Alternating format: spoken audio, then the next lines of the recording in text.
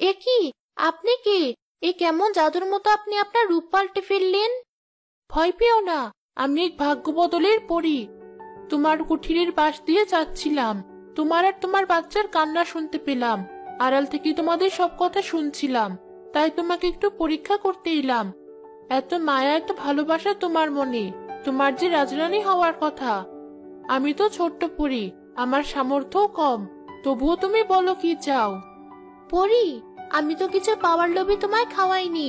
তুমি আমাকে আশীর্বাদ করো, আমি যেন আরো আরো মানুষের মুখে ভাত তুলে দিতে পারি, আমার সংসারের অভাব যেন দূর করতে পারি। তোমার এই ছোট্ট মাটির চুলাখানা আজ আমার পেট আর মন ভরিয়েছে। আমি এই চুলাটিকে একটা বিশেষ শক্তি দিয়ে দিচ্ছি, যাতে এই চুলায় তুমি শত শত মানুষের জন্য মজার মজার সব খাবার রাখতে পারো।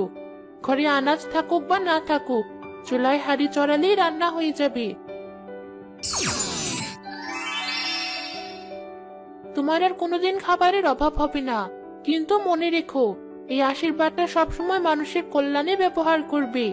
কখনো কোনো লোভের বশবর্তী হয়ে আশীর্বাদের অপব্যবহার করো না, এতে অমঙ্গল হবে। ভালো থেকো, আজ আমি চলি। ছেলেটা কত দুদিন না খাওয়া, ওর জন্য কিছু রান্না করি বরং। এই খালি হাঁড়িটা বসিয়ে দেখি রান্না হয় কিনা।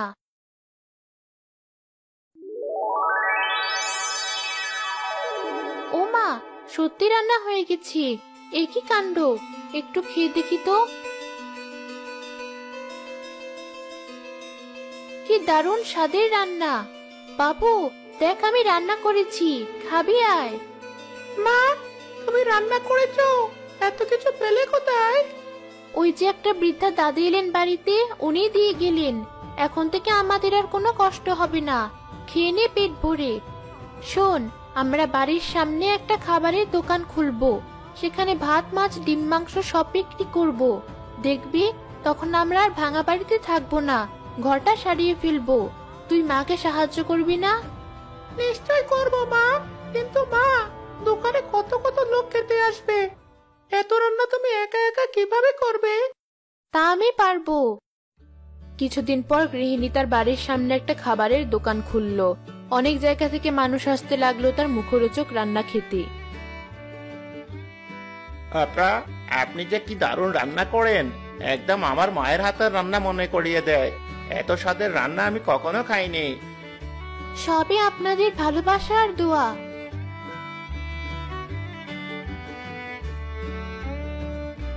এক বিকেলে রাজার পেয়াদা ঘোষণা দিতে এলো গ্রামে।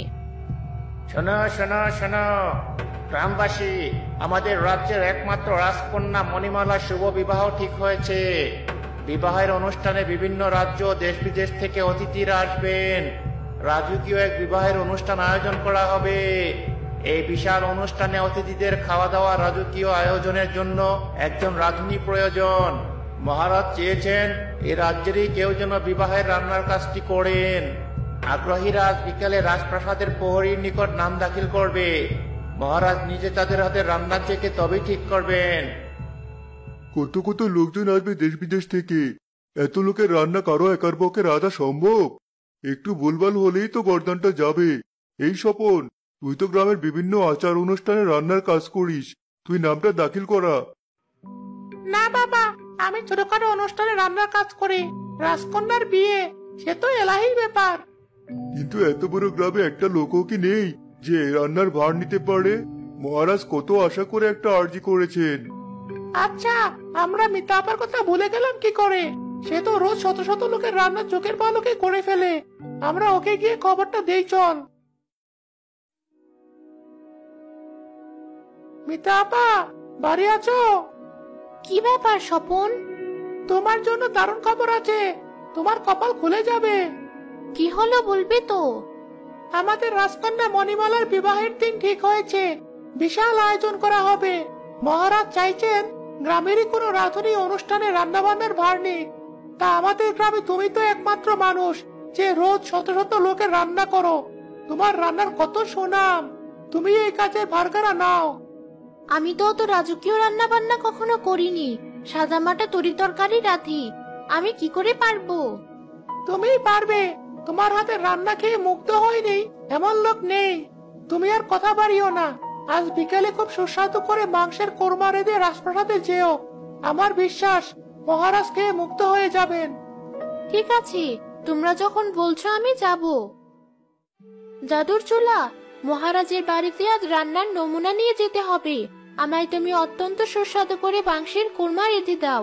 আমি তো কোনোদিন এসব খাবার চোখেও দেখিনি।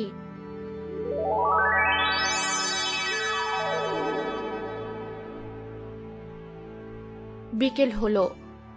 বাবু, আমি রাজদরবারে যাচ্ছি, তুই লক্ষ্মী ছেলে হয়ে থাকিস।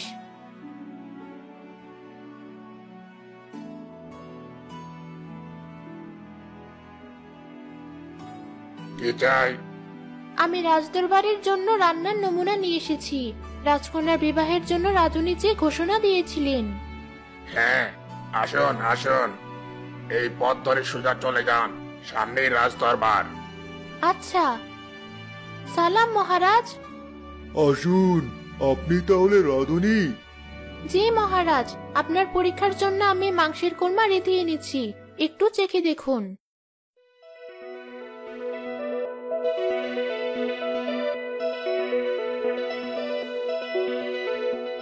আহ, অপূর্ব, কি স্বাদ! এমন স্বাদের কোরমা আমি কখনো খাইনি। দেশ বিদেশের এত রান্না খেয়েছি, এত স্বাদ তো কখনো পাইনি। আপনি আমার কন্যার বিবাহের সমস্ত রান্না করবেন। বিবাহের অনুষ্ঠানে কয়েকটা দিন আপনি রাজপ্রাসাদেই থাকবেন। আমার প্রহরীরা আপনার সমস্ত দরকারি জিনিসপত্র ও মশলা এনে দেবে। আপনার কোনো সুবিধার কমতি হবে না। কিছু মনে করবেন না মহারাজ, আমি আমার ছোট্ট রান্নাঘরেই রান্নার কাজ করতে চাই। রাজপ্রহরীদের একটু পরিশ্রম করে রান্না করা খাবার নিয়ে আসতে হবে। একই কথা, ওই ছোট রান্নাঘরে শত শত লোকের রান্না কেমন করে হবে? এত সম্ভবই নয়। আমি পারবো মহারাজ, আপনি ভরসা রাখুন। আজ আমি চলি। এই মহিলার আচরণ তো স্বাভাবিক ঠেকছে না। প্রহরীদের পাঠিয়ে দেখতে হচ্ছে ব্যাপারখানা কি। প্রহরী, তোমরা আজ চুপি চুপি ওই মহিলার বাড়ি যাবে, গিয়ে দেখবে সে কি করে রান্না করে। জি আচ্ছা মহারাজ। ফেরার ফাঁক দিয়ে দেখি।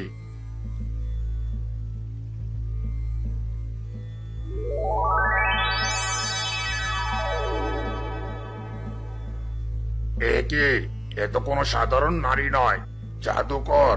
এই চুলায় আপনা আপনি রান্না হয়ে যাচ্ছে। মহারাজকে জানাই। মহারাজ, এই নারী জাদু মন্ত্র জানে। সে কোনো সাধারণ মানুষ নয়, জাদু দিয়ে রান্না করে। কি? আমার রাজ্যে এত বড় দুঃসাহস! আজই এই জাদুকরীকে বনবাসে পাঠাও। গৃহিণীকে বনবাসে পাঠানো হলো। সময় মতো রাজকন্যার বিবাহের আয়োজন হলো, কিন্তু ক্রুদ্ধ হলো পরী। বিবাহে বাঁধল বিপত্তি। এ কি? সমস্ত খাবার যে কয়লা হয়ে যাচ্ছে। এ কেমন বিপদ! সমস্ত খাবার এমন নষ্ট হয়ে গেছে কি করে? এখন এত এত অতিথিকে কি খাওয়াবো? তোমরা রাধুনীর সাথে অন্যায় করেছো, ভিন্ন অপরাধে তাকে বনবাস দিয়েছো, তাই এটা তোমাদের শাস্তি। সে আমার আশীর্বাদ প্রাপ্ত ছিল, কোনো জাদুকর নয়। তাকে ফিরিয়ে আনো, সে তোমাদের বাঁচাতে পারবে। আমি এখনই তাকে ফিরিয়ে আনছি পড়ি।